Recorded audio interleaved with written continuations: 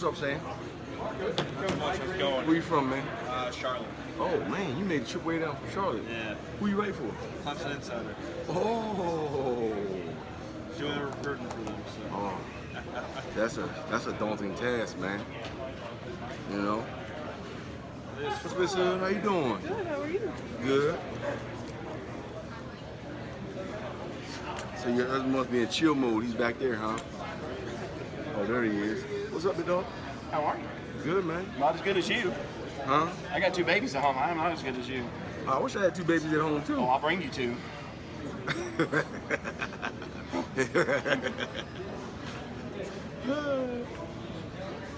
What's up, Dave? How are you? I can't complain, man. I wish your son would come out, though. Yeah. My grass need to grow. All this rain is killing me. You ready? Yeah, whatever you want. All right, so Darian moves on, but yeah, you got to feel like you got some guys that are ready to step in and maybe even take on a bigger role this year, and you got the horses to replace him. Well, that's the beauty about being at Clemson. We have the opportunity to recruit some good kids, and I've actually had the opportunity of playing a lot of kids in the past, so you know, it's just the next man up. When I went and looked at the snap counts from last year, and these are not real numbers, but it'd be like one corner 232, another one 219, another one 247, whatever. I mean, they were all kind of close together. Was that beneficial for all of these guys to play as much as they did? Yes, because like I said, in our situation, you never know who's going to be the next man up. You know, the old adage is, you know, you're one play away from playing. You know, so one injury, somebody else is going to be, you know, in the game. So you got to be in a situation where guys are battle tested already. I feel like Andrew got so much attention for like some really athletic big plays that everybody noticed last year. How much do you feel like his game has evolved to a point where it's less about big plays and more about consistent good plays all the way around? Exactly. That's what you saw. A lot of people saw the big plays, and you know he's got to take the next step and be a consistent player. And that's just a sign of maturing, you know, working harder and being healthy. Have you seen continued growth in that direction over the spring and into summer workouts and stuff? Well, the thing about it is, you know, yeah, spring, but you know, from spring to now, coaches are not allowed to be there. Right. So it's like, you know, it's almost like Christmas. You're waiting to see, you know, first day of practice to open that present and say, okay, you know, he did make the necessary strides in summer workouts that he needed to become one of the best corners in the country. Sheridan's a guy that I kind of call the unknown. A lot of people don't seemingly know him. He's not flashy, but he's steady. Right. What are you looking for him out of the season? To make that next step. Like I said, you know, going into last year, he was a starter, you know, and up until a point where he had an injury, you know, he was steady Eddie. You know what you're going to get out of him, and like I said, for him, it's now it's trying to take the next step. You know, he's an elder statesman here. He's been playing here for a while, so now it's to see that maturity shine. Mike, health-wise, how is Malcolm Green? Is he ready to go? From what I know, he's ready to go. I saw that little tweet, that little race he had with Trenton Simpson. So to me, he looked fine. You know, he's running, he's diving across the finish line. So, you know, we'll see. You know, when we go out there August 2nd. Has Nate Wiggins, weight room returns, put on the necessary weight that you wanted him to this summer? From what I hear, he's doing a lot of PRs.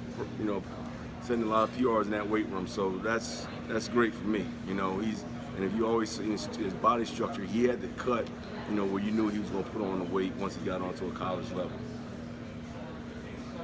With that being said, what does Nate really need to do to get on the field early this year? Continue to learn the playbook. You know, that's what usually hampers a lot of the young kids, is making that transition from high school to colleges. You know, in high school, they're usually just playing one defense, either man or they're playing zone. That's it. You know, where we do a lot of multiple things. You know, for him to learn the playbook is going to be big. And the fact that he came in the mid-year, you know, he got kind of thrust into it a little bit earlier than a lot of other people. You know where Nate is weight-wise? Weight's about, I want to say he's around mid to high 180s. I didn't know. I guess, how happy are you with the depth at the cornerback position right now? I mean, it is what it is. You know, can't complain. You go play. Fred, what is that next step for him? Fred now, you know, like I said, you know, having the freshman year out of the way, now he's got, you know, he's kind of matured, things of that nature. So for him, it's time to go. You know, that's the reason why we recruited him, and he's a highly sought after corner. So now it's time to show everybody why we recruited him. Some of the offensive coaches said that this may have been the toughest, both mentally and physically, spring that they've seen under Dabo. Do you think that is your opinion the same? You know what? I can't say, because I'm in a position where I'm always under the gun. You know, one slip up is a touchdown. So for me, I just stay focused and go straight. Is it hard to stay impatient, Coach, through this recruiting process due to the fact that you guys take a little unconventional approach and not having official visits until the start of the regular season, and you see kids maybe committing to other places? Is it hard just to kind of lay back and let the thing kind of play out? I mean, it is, because sometimes you feel like it's a competitive disadvantage for us. But the thing that I've seen is there are a lot of kids now that are trying to decommit because they feel like they made decisions too early. And so for me, it's it is what it is. We've been able to adapt and improvise, and I think we've been pretty successful in the last couple of weeks on the recruiting trail. Does it say something personality-wise about the kids you're going after? If they are willing to wait, like you said, they don't commit then decommit. I mean, they are saying, okay, I'd love to have that Clemson offer, but I'm willing to wait because you guys have told me how you handle things around. Exactly, and it's proof in the pudding. So this is something that's consistent. You're talking about, we've been doing 10-win seasons, college football playoffs, graduation rates are through the roof. So you're talking about consistent programs. So we have a lot to sell, and when people look at us, they say, okay, wow, what are they doing? And some people are willing to wait. We haven't mentioned Mario Goodrich yet. What do you see out of him? What are you looking for him to do here in the fall? He's the elder statesman.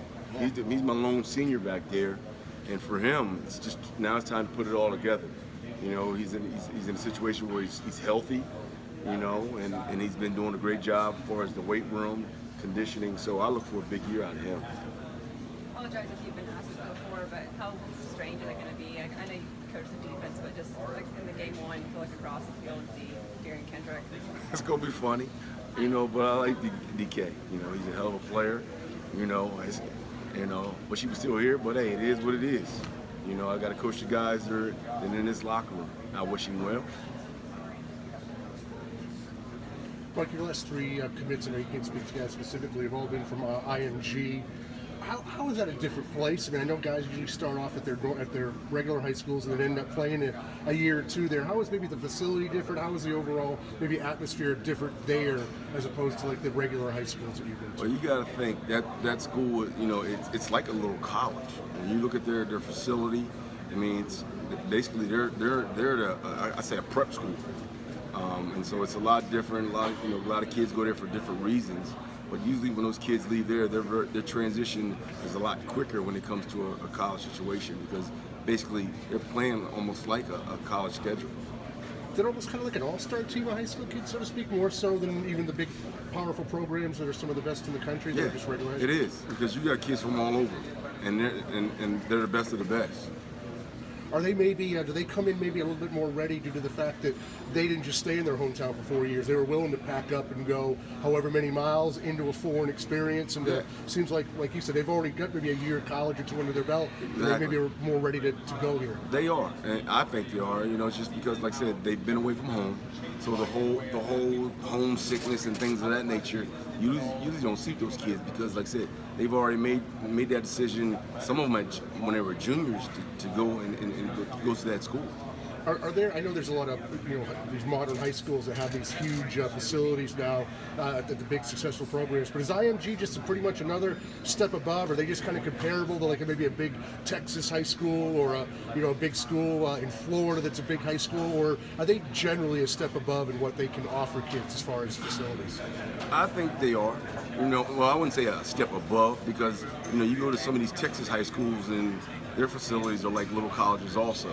I think the thing that you get with IMG is you get a mixture of kids from all over the country. And some of them are even out of the country. So now they're dispersed in the situation where they're learning to adapt to various cultures, you know, and come together and play football. I think you guys have had 7 recruits now, all on the defensive side of the ball. But from there, I think since 15 or 2016, have you guys made a conscientious effort? You've had some success stories with guys from there, and you had just mentioned all the factors. Right. Have you guys made an effort to say, hey, man, this is a place we really need to kind of plant our flag and see if we can establish a pipeline? Not really, because I've been recruiting some of those kids when they were freshmen at their home high school, so it doesn't really make a difference. You know, I mean, for me, it's just I'm just building relationships. It's not anything particular with IMG. You know, it's anybody. You know, and like I said, you know, in the recruiting process, you start early. And so some of these kids that I've been recruiting, literally, they were freshmen in high school somewhere else and just happened to transfer to IMG. I think if these kids hold true to 3, follow through and sign with you guys, that'll make 7, like I said, over the past handful of years. All on the defensive side of the ball. Is that merely coincidence, or are they known as a defensive school, and you as a defensive coach, that's something that kind of stands out, that, hey, they play a style that's known for their defense? I mean, thanks to you, I would not even know that. You know, like I said, I don't look into all that, you know. I know they got a good head coach. You know, they got a good defensive staff. I mean, when you look at their defensive staff from support staff, you know, you got some guys that have a very good resumes, you know. So, I mean, like I said, I didn't know that until you brought that to my attention. Thanks. Well, thank you. Coach, what makes Clemson so compelling to recruits? I mean, I can sit here all day and tell you, you know. I think, you know, the players will be better at telling you that, but it's something different. You know, you're going to get everything that you want to be successful, you know, from the academics, from the social, from the spiritual, to the, you know, the athletics, and you just name it. And it's been consistent. And so when you have something that's consistent, it's easy to go and present to recruits' parents, to recruits. You know, we're not a flash in the pan, you know. So I think that has a big factor. And then when you come to this small town and the community embraces you, and people like that. Is there somebody from your group that maybe people don't know their name yet that will surprise people this season? Jeez. Maybe Nate Wiggins. You know, he's the new guy on the block. You know, you never know. You know, and like I said, I won't know until we get out there and we actually start, you know, putting on the pads and running around. You know, so if you like, you know, I hope all of them do well. You guys had any fun at all with CJ? I was just talking to him about, you know, he went from being one of the most heavily recruited guys in the history of the program to now he's going after guys that were him in high school. I mean, you guys have some fun that he's kind of made that jump now to the other side of the recruiting aisle? I haven't. You know, CJ's going to do a hell of a job for us. I mean, you talk about a guy who, you know, is going into being inducted to the College Football Hall of Fame. You know, the things he did as a player. I mean, to have that young man go sit in front of parents, you know, and be able to talk about his experience, especially coaching at his alma mater. I mean, that's big stuff right there, man. Hey, sign me up if he came to my house and was recruiting me. Do you think kids today are aware? I mean, Swinney's, you know, over the years has given CJ so much credit, saying that credits him as one of being one of maybe 1 or 2, 3 guys that made the commitment to come here, and that's what really started the ball rolling well before you guys reached elite status. Do you think kids realize how important he is to the history of this program? Heck yeah. I mean, you just Google his name and you read his stats. I mean, that's enough to be said. You know, a lot of times in this business, you know, you talk about credibility. You got one that you know not only played the position, now he's coaching the position and has been successful on every level. So, like I said, when you have a guy with that type of resume sitting in front of you, I mean, you have nothing but to, you know, believe in it. Dabo likes to talk about the windshield mentality, but how difficult was it for you guys on the defense to force the Ohio State loss? It's still hard, you know. I mean, heck, they played a great game, you know. And it's one of those, hey, you tip your hat, you got to move on. If not, it's gonna haunt you, and then you won't ever get over it. So it's just, you know, you got to press forward. You know, it's one of those things, those situations where you got to learn from it. So it was hard at first, but hey, it's a game, you know. What were some of the takeaways that you took back to your group specifically from that game? I mean, we've got to fight, scratch and claw every play. You know, we got to be focused in. You know, we can't get caught up in the moment. you know, and we gotta stay together, you know, through thick and thin. And you know, like I said, it was one of those unfortunate days. You know, hey, you can't win them all. You know, and like I said, you gotta learn from it. You know. Mike, you look across the quarterback landscape in the ACC. What do you make of the talent level of the league this year? Man, unbelievable. I mean, unbelievable from top to bottom. We got great quarterbacks in this league, and you know, everybody wants to say, you know, their conference is the best. I know this. You know, when it comes to quarterbacks, the ACC is doing a heck of a job of, quarterbacks. And a lot of those guys are dual threat. So as the quarterback position has evolved, how's the cornerback position had to evolve to match that? Man, it's become a more pass-happy league. You know, and then with the rules, you know, as far as the targeting and things of that nature, sometimes it feels like your hands are, you know, tied behind your back, but it is what it is. You know, it's a challenge. You know, and if you're one of those top cornerbacks, this is why you do what you do. We've had targeting for a while now, and so a lot of these guys have grown up, or at least watched a lot of college football where that rule's been in place. But defense is so passionate and so reactionary. So exactly. How do you coach them to play it within the rules, but play it hard? That's why you got to have a lot of guys in your group, because you may lose one, you may lose two, but you know, it's just, you know, just you can't be thinking. Just let them go, you know. And like I said, you just hope that the habits that they create on the practice field carry over to games. You know. This may be a question better served with Dabo, but as you watch the world of sports, is kind of having some more COVID issues. The NC State baseball team had to drop a couple of baseball games. You know, we thought we were on the other side of this thing, but as a coach and you're watching that, how does that make you feel with your season approaching? I just don't want to go back to what we had last year. You know, sometimes I feel like I did a disservice to my players, because I told them, hey man, you're coming to a school that plays with 80-some thousand in the stands, and it's 20,000. And so, you know, I like us first to get over that and get back to, you know, full capacity and playing and tailgating and the whole, you know, feeling of college football game. Are you concerned seeing what you're I am. You know, I was watching this morning on, what is it, Good Morning USA, and all the Olympians that are getting COVID. I'm like, man, please don't. I hope you don't go that way. So we'll see. Obviously, it's still relatively new, but how would you say maybe the NIL has altered your recruiting approach? It hasn't. I mean, I'm not selling NIL. You know what I mean? That'll sell itself. You know, and so for me, I stick with what I know, and I go with that.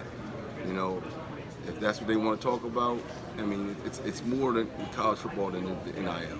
You know what I mean? We've been educating and setting our kids up for NIL since we've been here.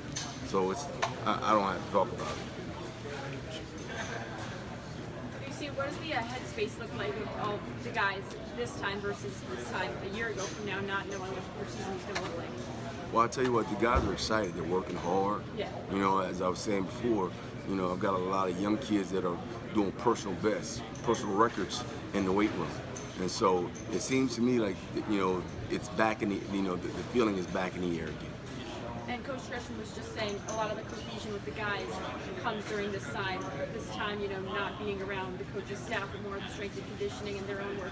Would you say the same of the defense? Definitely. You know, guys are a little different around coaches, you know, than they are with themselves. You know, sometimes you'll walk up on them, and one guy who's very quiet will be the jokester, and you're like, wow. So this is definitely a great time for them. You know, they're in there, you know, tired, training, you know, coaching each other up, and that's where you see a lot of the bonding in those hot, sticky, steamy summer moments, you know, and that's what you like. I mean, obviously there's a lot of versatility in the receiver room, and a lot of those guys can play multiple positions. How beneficial is it for your guys to be able to go up against that, just a lot of versatile receivers? I mean, because we won't face it every week, you know, and it's like I always say, you know, you never know how strong a rubber band is until you pull it. But when you have a good receiver and a good DB and they're pulling at each other, they're going to get better, you know. So I mean, that's what I love about going against our receiving crew every day is we're going against the best. I mean, you mentioned mentioned how unbelievable quarterback talent is in this division. I mean, does that help your guys who are just going up against DJ every day in practice? Heck yeah. You know, because like I said, now it doesn't give you an opportunity to rest. You know, you got to bring your A game in practice. And so if you're bringing your A game in practice, that means you're creating great habits throughout the week, which become consistent. So now on game day, they show up. And with all these dual, threat quarterbacks in the ACC, how has your defense had to adjust to that? Well, because you got to account for the quarterback running the football now. You know, and so a lot of times, you kind of, you eliminate the quarterback run sometimes, but nowadays you can't, because this guy is going to be a threat, to pull the ball down and run. So now we've got to be a lot more disciplined in what we do, and we've got to account for him in the offensive package. You see that's kind of changed the way you might look for corners and maybe looking for guys who are more willing tacklers just by the game has changed? I've definitely, I've got to have guys that can tackle. I mean, because what happens nowadays is they'll slide and crack everybody and make the corner make a tackle, because a lot of corners somebody told corners back in the day that, hey, you don't have to tackle. No, not anymore. Your butt's going to have to tackle. They're going to force you to tackle. Obviously, we mentioned about maybe staying consistent earlier, but how do you think, I mean, obviously he's one of the most talented corners in the game, but how do you think he stays at that level, stays at that level consistently? Well, one, it's a maturity factor. You got to understand, some of these kids were coming straight out of high school, and we put them on the football field. And so it's like some of these kids got to grow up, and he has. Thanks, Mark. Appreciate it, man. Thank you. Thank you. Appreciate it. Appreciate it, my man. Thank you. Now, where you from? WLOS in Asheville. Oh, ooh. I was just up that way a couple weeks ago at Black Mountain. Oh, okay, cool. Yeah. It's a beautiful area. Oh, man. It's an early morning for me, though. Huh? It's an early morning for me today. Well, appreciate you making that trip down, man. We should have been here more the past few years. But Okay, where you from? Nashville, Tennessee originally. Oh, okay. Cool. Did you go to school somewhere around there? For college? Yeah. I went to Alabama, actually. Wow. So I fit in with some of these defensive coaches. Good deal, man. Good deal. Yeah, I was a little after all. Okay, cool. How you doing, man? My drive was just 10 minutes. Oh, yeah, you're lucky, man. You got the best job ever. I was just curious, you might have answered this already, but with being more physically resistant on the perimeter stuff, I mean, I assume that it's every position, involves a lot of, but what does that mean, like, for your position as far as being more sort of physically ready to win those one-on-one battles, particularly against RPO, horizontal stuff? Well, I mean, it's one of those things where, like, literally, those guys are on the island, especially if you're playing man, and I was telling somebody, the day and age where corners don't tackle is extinct. I mean, because what teams try to do now is they try to isolate your seemingly smaller guy and make him tackle, make him cover, and so you got to recruit kids that can do it, who are willing to go to put their face in there and make a tackle. Why do you think, because like Coach V has said that y'all been really good at that overall for 10 years now, and last year was kind of a dip. What's your sort of positional assessment of why? I couldn't tell you. He's the boss man, so he knows that. Yeah. But there's nothing that we did differently. It's just one of those situations where, hey, the ball didn't bounce our way. And we've got to go back to the drawing board and get it fixed. Do you think that with Malcolm Green, do you feel like the returns you're getting, that he's back full go? Yeah, when I looked at that tweet, I didn't see it. Oh, you didn't see him and Trenton Simpson? They had a race. Oh, okay. And at the end of the race, Malcolm dove through about 3 yards. He dove through the finish line. Yeah. So he looked good to me. Okay, that's good. And then with I'm sure you've been asked a number of these questions already, but Kuba, I know he got some good bit of reps at corner during the spring. Do you have a feel for whether he'll continue to? Well, he was a guy in high school that did it all. So you always want to have a guy that you can cross-train in various positions. But the good thing about him was he was mentally strong, where he was able to adapt and make that transition. A lot of kids can't do that. So when you have a kid that can do that, you train him up like that. It's just like, in some situations, your four-string quarterback is a daggone receiver. Yeah. What's the top of the list with Booth that you want to see from him for him to become? I just want to see him being, just continue to take strides and take over. When he makes those highlight reel plays that he makes, his fans are like, people on the outside are like, how come he's not playing every snap? He's our best player. What's your... Well, the thing is, he is one of the best players. Because I've got a group that's very good. And, people always say, well, how do you stay consistent in the secondary? Playing. If you look at the numbers of my corners, they've all played. So now when the opportunity comes and somebody has to step up and become a full-time starter, it's no big thing because they've already been doing it, and that's what you want. You just want to be able to rotate guys in and stay fresh. It's a long season. Guys get hurt, so you got to be ready. And the way you get those guys prepared is you play them. You don't sit them on the sideline with a clipboard in their hand. They go play. How much harder is it to coach cornerbacks in 2021 versus 2001? It's a lot different. The stripes are not calling things, or they're calling things in different ways they used to. So it's, it is what it is. You just got to go play. It's interesting being on this offensive revolution, all these crazy numbers.